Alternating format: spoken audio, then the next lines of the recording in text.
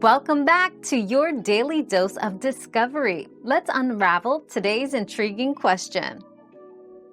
A persistent cough can mean COVID-19 or other infections like the flu and bronchitis. If it lasts over a week, worsens, or comes with fever and trouble breathing, get tested and see a doctor.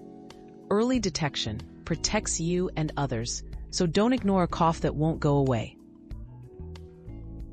Your daily dose of discovery ends here, but the journey of learning never stops. Subscribe and join us again for more answers tomorrow.